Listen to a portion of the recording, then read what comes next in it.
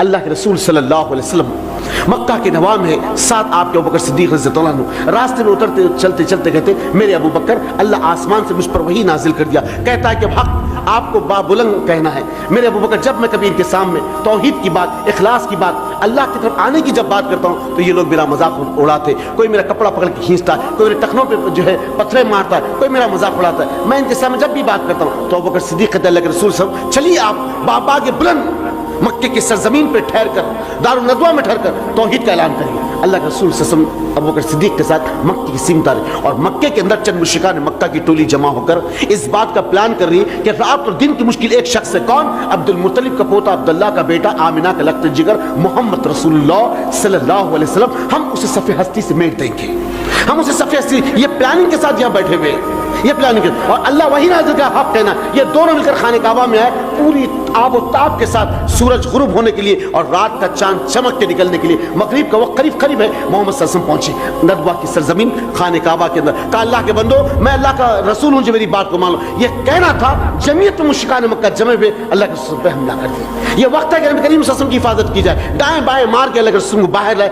کہا اللہ کے رسول آپ یہاں سے نکل کر ارقم بن ارقم کے مکان چلے جائیے، میں ان کو سمٹا کے آپ کے پاس آتا ہوں، ان سے میں بات کر کے آپ کے پاس آتا ہوں۔ اس کے بعد جب تمام لوگ محمد صلی اللہ علیہ وسلم کو ڈھونڈنے لگے، نہیں ملے، ابو بکر صدیق آپ کے ہاتھ کو لگے، جو مار ابو بکر صدیق اس وقت پڑی ہے شاید کہ زندگی میں ایسی مار مجھے اللہ کے لیے، آپ کو اور مجھے اللہ کے دین کے لیے کبھی نہیں پڑی ہوگی۔ اس قدر مارا گیا، بنو تیم کے لوگوں کو پتا چلا کہ ہمارے ساتھی ابو بکر بن خواب بن تیمی کو مارا جا، تلواروں سے لیس خانہ کعبہ میں لوگ آئے، کہا کس کی ماں ایسے جوان کو جنی ہے جو آ جائے بنو تیم کا مقابلہ کر سکے اس کی تلواروں کا۔ تلواریں جب باہر میان سے نکال لیے، بنو تیم کی دھمکی کو سن کر ابو بکر صدیق کو مکے کے سامنے چھوڑ کے پیچھے ہٹ گئے، کچھ لوگ آگے گئے، خون میں لت پت اللہ کا بندہ بے ہوش کے حرم کی سرزمین پہ پڑا ہوا ہے ابو بکر بن خواب بن تیم، تو آپ کے لوگ ہاتھ سر کو لگاتے تو سر سے بال آ جاتے، کمر میں ہاتھ دیتے کپڑا ہاتھ کو آتا، زخموں سے چور بے ہوشی کی حالت میں آپ کو لے کر آ کے آپ کے مکان چھوڑ دیے۔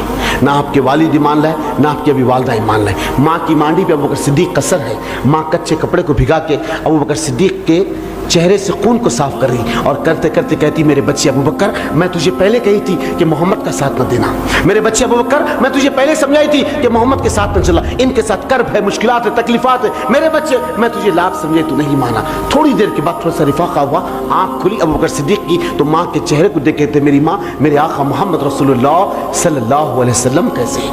ماں ایک دم حیران ہو کہنے لگی میرے بچے جس کی صحبت میں تیرا یہ حال ہوا؟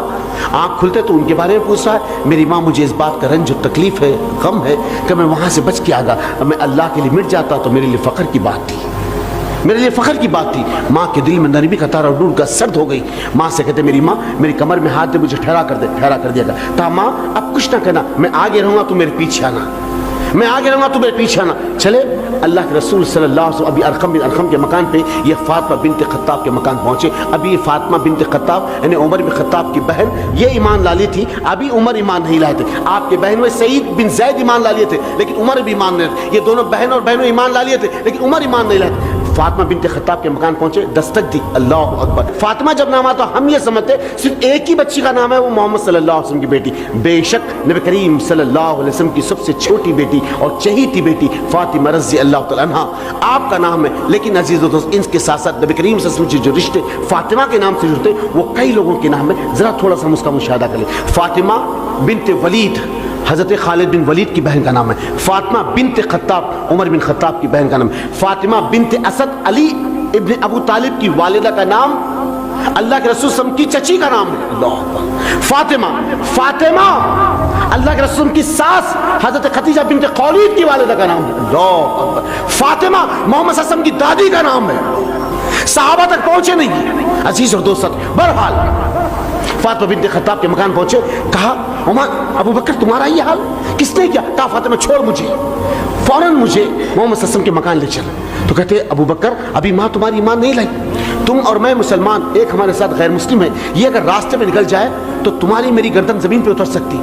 تو کہا چھوڑ مجھے، یہ معاملہ نہیں ہو سکتا، فوراً مجھے اللہ کے رسول کے مقام ارقم بن ارقم کے مکان لے چل لے کر گئے. نبی کریم سے دروازہ کھولے اور سمٹ کے لپٹ کے دیکھنے لگے. کہا میرے ابو بکر میرے ابو بکر میرے ابو بکر, مسکرانے لگے. تو یہاں ابو بکر صدیق نے نبی کے چہرے پر مسکراہٹ کو دیکھی تو کہا اللہ کے رسول صلی اللہ علیہ وسلم جب آپ مجھے اتنا دیکھ کر اپنے آپ میں مسرت اور خوشی محسوس کر رہے تو میرے لیے دعا کر دیجیے. اللہ اکبر, میرے لیے دعا کر دیجیے. اللہ کے رسول صلی اللہ علیہ وسلم نے کہا ابو بکر کیا مانگنا چاہتا ہے؟ آسمان اور زمین کا سکون اللہ سے مانگ کے آج میں تیرے دامن میں ڈال دوں گا. بول تو کیا مانگنا چاہتا ہے؟ اللہ کے رسول کے ہاتھ نیل کو آسمان کی طرف اٹھے. ابو بکر صدیق نے کہا اللہ کے رسول صلی اللہ علیہ وسلم بس اللہ سے میرے لیے ایک دعا کر دیجیے. اللہ جیسے نرمی سے ایمان ابو بکر کے دل میں ڈال دیا, اللہ ویسے نرمی سے ایمان ابو بکر کی ماں کے دل میں ڈال دے.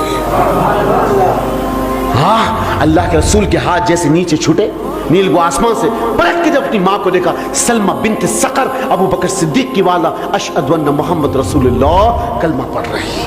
یہ ہے اصحاب رسول اللہ صلی اللہ علیہ وسلم. ان الذین قالوا ربنا اللہ ثم استقاموا, جو کہتے اپنی زبانوں سے میرا رب اللہ ہے اس پہ جم جاتے. یہی ہے میرے اور آپ کے لیے دلیل, برہان, حجت, کسوٹی. قرآن اور حدیث پر جو لوگ عمل کے انہی کو کہا جاتا ہے فہم سلف, منہج سلف, سلف صالحین کا راستہ. اللہ مجھے اور آپ کو ہماری موت تک اس دین پہ قائم رکھے اور اس دین پہ موت دے. اللہ ہمیں منکرین حدیث کے شر سے بچا, اللہ ہمیں جو بد باطلوں کے شر سے بچا, شر کرنے والوں کے شر سے بچا, مکر کرنے والوں کے مکر سے بچا, حسد کرنے والوں کے حسد سے بچا, نادان دوستوں سے, نادان رشتہ داروں سے, نادان بھائیوں سے بچا. ہر قسم کی آفت و بلایات و مشکلات سے محفوظ رکھ. اس زمین پہ جب تک زندہ رکھ, ایمان اور عزت کی حالت میں زندہ رکھ. جہاں بھی لے جا حق اور عزت کے ساتھ لے جا, جہاں سے بھی نکال حق اور عزت کے ساتھ نکال. اے اللہ بے شک تو ہے, تیرے ماں سوا کوئی اور ہمیں دعا کو سننے والا نہیں. ہم جو بھی تیرے آگے گل گرا کے بل بلا کے جو بھی ہم ٹوٹی دعائیں کریں اپنے فضل اپنے کرم سے قبول فرما. سبحان ربک رب العزت عما یصفون وسلام علی المرسلین والحمد للہ رب العالمین.